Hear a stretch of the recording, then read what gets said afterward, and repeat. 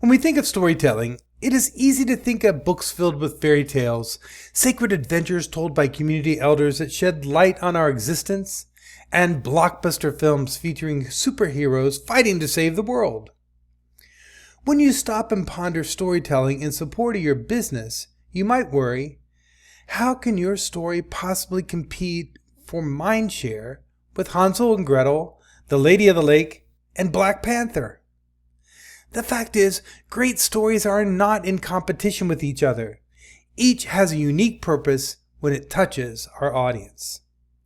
Storytelling is a tool, a technique, and should become a core competency to motivate our leadership, unite us through lessons, and inspire us with our legacies.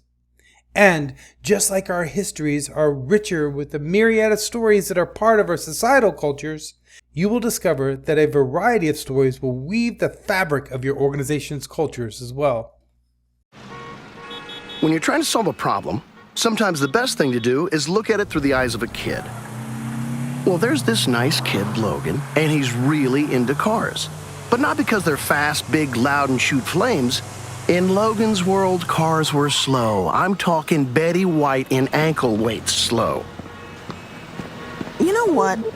For the last half-century, we've built cities around cars. No one even thought about the economic, environmental, and social problems they were going to cause in the future. So there's this other nice kid, John Z.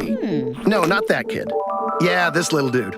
He's a real people person, always trying to bring people together. But he's thinking, When we're shut off in our cars, we're shut off from each other. We weren't meant to live stuck on highways in zombie mode. Yeah. What if we could create the next form of transportation? Something that can solve some of the big issues while connecting people on the way. these kids got to work, researching all types of public transportation. Ferries, buses, trains, all kinds of trains. And while all these inventions held incredible promise, everything was stuck on a fixed route. So they started thinking, how might people create their own network with their own vehicles? The way combis work in Zimbabwe, a network of private cars for everyone that can go anywhere. Maybe we could put the power of sharing rides directly into people's hands. Drivers with spare seats should be able to share them, make extra money, get paid on their own terms. One little tap should get passengers a friendly ride, door to door, and help reduce environmental impact. And we'll give out giant pink mustaches for the front of every car. Whoa, cowboy. I think you need to take care of some personal grooming. That's better. So in 2012, these two transportation-obsessed little freaks started Lyft, the very first peer-to-peer ride-sharing community.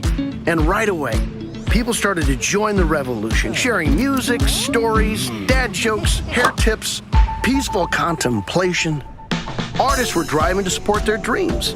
Students were using the app to get to school and to pay for school. We had sandwich makers and sushi chefs, lawyers and lesbians, astronauts and Democrats and Republicans, walk-of-shamers. Hey, good for you. A ride for every reason, for everyone. Their idea caught on as far as the eye could see, and cities began to reshape themselves for a new generation. Access to affordable rides made distances smaller. Car ownership became obsolete. Shared vehicles breezed through greener spaces faster than ever before. And honking became strictly reserved for saying hello. You know what? Kids do love cars. And in the not-so-distant future, there's going to be another couple crazy kids connecting in the back of a Lyft, thinking up the next big idea that changes the world. That would be pretty cool. Stories can express who we are and what we stand for as an organization. You will have stories that support your brands and stories that convert complex data into enlightened paths for the way forward. You will weave personal stories and stories of your successes designed to impart a lesson, engage your audience, or motivate them into action.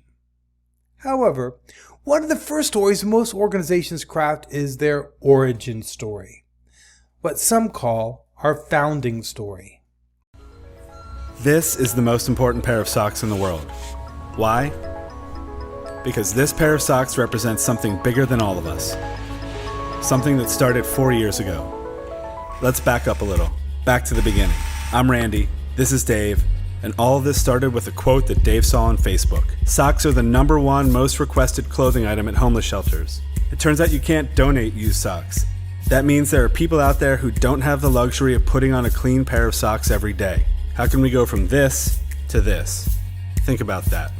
We did a lot. We became obsessed. And what do you do when you get obsessed? You start a company. You name it Bombas after the Latin word for bumblebee. You borrow an amazing idea, thanks Blake, and promise to donate a pair for every pair you sell. But in order to donate a lot of socks, you need to sell a lot of socks. How do you sell a lot of socks? You make the most comfortable socks in the history of feet. You start by trying on a bunch of socks, then more socks, and a few more for good measure. So many socks. Now fix everything. Get rid of that annoying toe seam. Fix this, add arch support, add stay-up technology, use the best cotton and the best merino wool so they're soft as a puppy. That one. After 2 years of fixing, time to celebrate. Okay, that's enough celebrating. Back to work. Figure out what socks to donate. Reinforced seams? Check. Darker colors to show less visible wear? Check. Antimicrobial treatment? Double check. Turn your apartment into an office. Hire some smart people. Sell socks. Donate socks. Move into a real office. Hire more people. Sell more socks. Donate more socks. Okay, how about some press? Yup. Cool. You have a deal. We'll take the deal. Awesome. Whoa. Build a community of amazing supporters. Like her, him, her, him, and even this guy. Which is cool, because I'm famous. Set the lofty goal of donating 1 million pairs in 10 years. Get it done in 2.5. Get a tattoo to celebrate. No. Sure. Film it. Share it. Wow. Back to selling socks. New socks. Like these, and these, and these. Oh, those look nice. High five the design team. Sell your 5 millionth pair only 1 year later. More importantly, donate your 5 millionth pair. Thank your people. Thank your customers. Thanks, Zach. Thank you. Yeah, no problem, dude. Tell them you couldn't do it without their support. Really mean it. Your support turned one little pair of Bombas donation socks into 5 million acts of human kindness, 5 million chances to give someone a little bit of comfort, and 5 million opportunities to connect to the community where we all work and live. That's why this is the most important pair of socks in the world. Okay, back to work.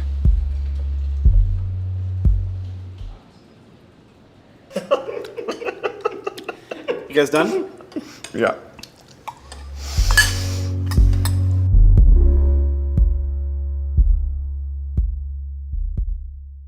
Now, a common mistake that organizational storytellers make when considering their origin story is they approach it as a history lesson.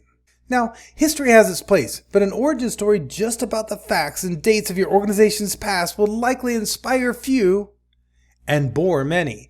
Your origin story isn't necessarily about your organization's founder either. Your origin story should be a true expression of the persona of your brand. Your origin story helps us to not only understand what you do, but why you do it the way you do. Every organization has an origin story that provides a unique perspective of the spirit from which the organization was born.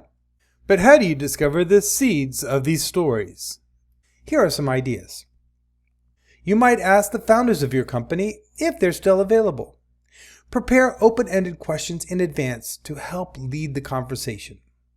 What motivated them to start the company?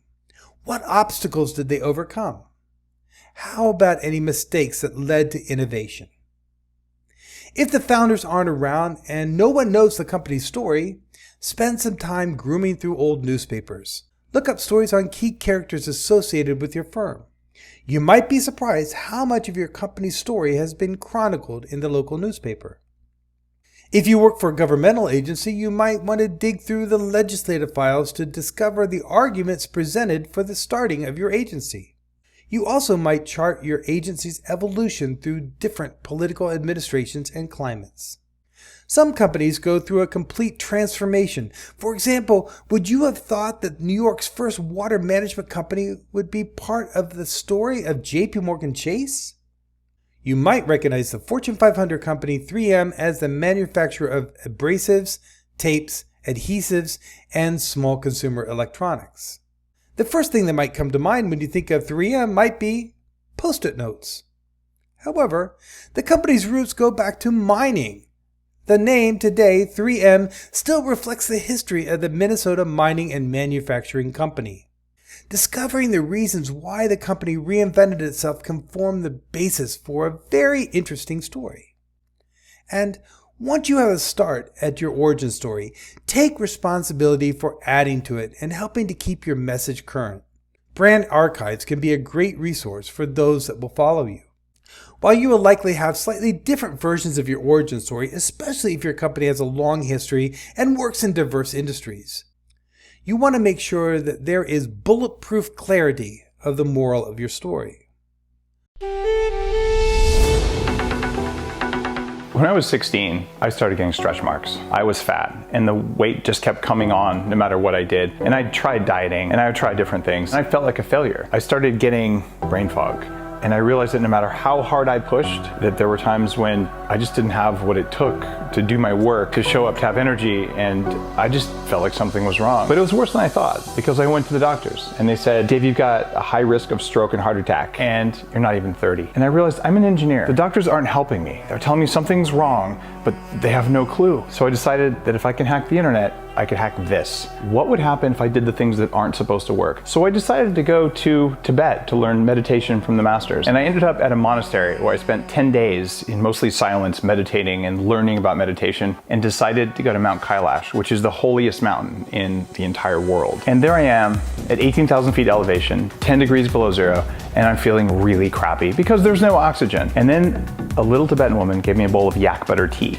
And I drank it, and in about 5 minutes, I felt my brain wake up, and I felt better than I had in a very long time, even though I should have been feeling terrible. And it stood out so much that when I came back to Silicon Valley, I said, I'm gonna try butter and tea in various combinations, and that ended up being the genesis of Bulletproof Coffee. There's a new fad that promises to give your daily cup of joe an extra kick of energy. Have you heard of Bulletproof Coffee? It's called Bulletproof Coffee. Bulletproof coffee. Work smarter and think faster. I've been drinking that Bulletproof Coffee. Bulletproof Coffee? Instead of milk, it's butter? That's butter. Tastes pretty good. I will need a cup of it every hour. What I came up with was something that tasted amazing, but it turned my brain on every single day. And I used that power from the meditation I learned, from Bulletproof Coffee, from all these other biohacks to give me the energy to be working full-time as a vice president at a big company while starting Bulletproof and being a father of 2 young children. And what it all comes down to is the fact that you can turn on more energy in your body in ways that most people have never heard of. This is based on Nobel-winning science. This is based on 500 interviews with world experts. We have this unlimited power inside of us that we can tap into, and it comes from aligning things in your physical body, in your emotional body, your spiritual body. So you get enough of those lined up that there are things you can do. There are levels of power that you have. There's energy that's in there and has always been in there, but it's hidden. Here's the deal. The world's a better place when you're well fed, when your biology works the way it was meant to work. And when you have that, you can actually raise your IQ. You can live longer. But along the way, you're gonna feel a lot better, you're gonna have more energy, and you're gonna like your life better. That's why this matters. And that was the birth of Bulletproof.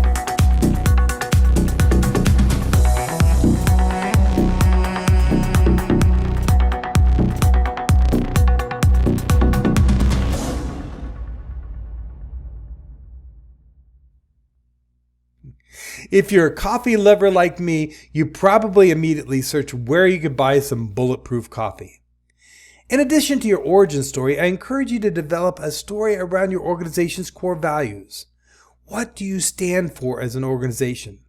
This type of story is always great to include in a larger presentation and can be modeled into employee leadership discussions as well. We want to be careful not to be too aspirational in this story and hold back from the flowery language. Remember, actions can be worth more than 1,000 words. Demonstrate your core values. Don't just recite them. We're never alone. And that is our strength. Because when we're doubted, we'll play as one. When we're held back, we'll go farther and harder. If we're not taken seriously, we'll prove that wrong. And if we don't fit the sport, we'll change the sport.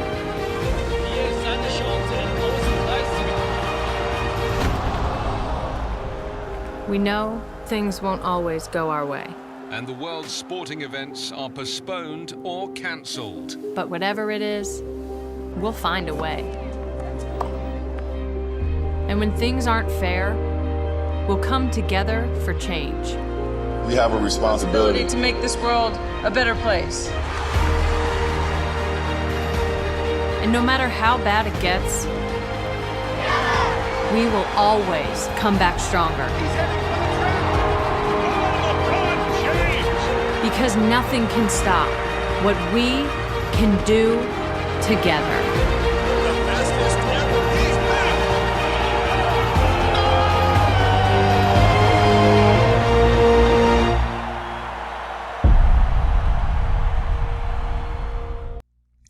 It is important that your employees can clearly express your company's values as an essential part of your story.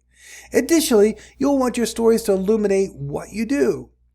These should be memorable moments that help define your offer, express your organization's persona, and engage your audience's imaginations. Remember, these shoes aren't just made for walking. So there's this guy. Yeah, this guy. And this guy decides to make a better deck shoe. This better deck shoe. With a rubber sole that looked like waffles and stuck like syrup. And a custom upper made of whatever fabric you were feeling. And surfers dug that.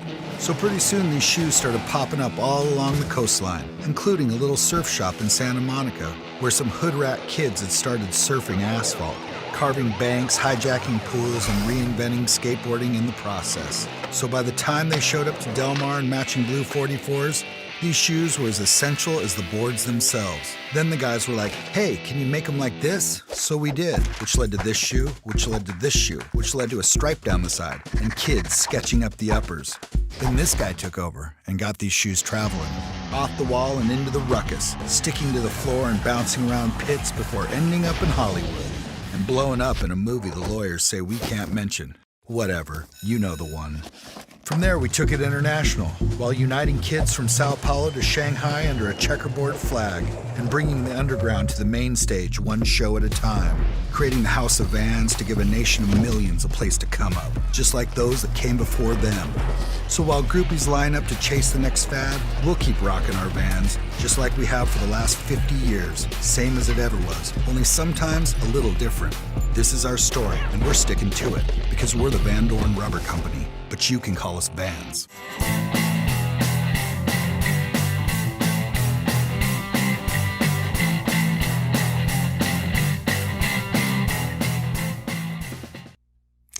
Rock on!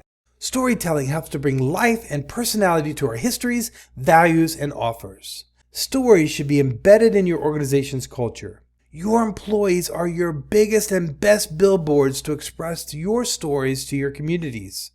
Stories told by your employees can help you attract and retain the best people and can act as a magnet to attract clients to your door.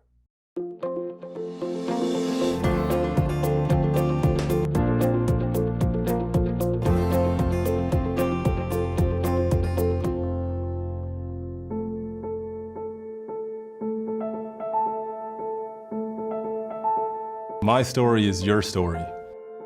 I came from a background where I had amazing parents and they worked incredibly hard. My dad, he was for lack of a better term, a janitor at a bank. When I was a child, my father brought me along with him so he'd be cleaning or helping to maintain the facilities. At the same time, I was in the office of an executive learning what banking meant, which sparked an interest in me to be a banker. At JP Morgan Chase, it's really not about where you came from, it's about where you're going. I love working with people and I love making an impact.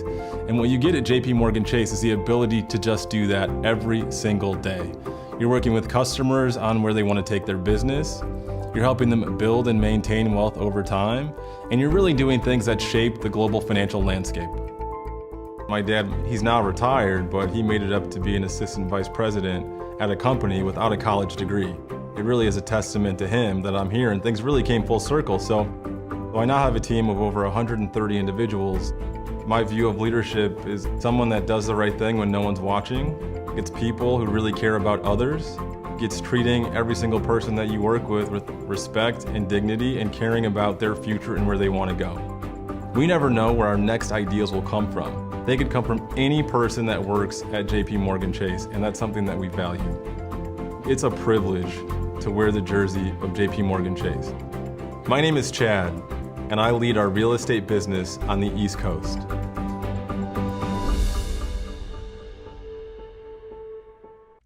So, can our leadership lessons and legacy stories be woven into a magnificent, compelling story? Absolutely. My hope is at this point you're not only just a fan of strategic storytelling, but you are feeling more confident in crafting your organization's leadership, lessons, and legacy stories to motivate employees and make customers raving fans.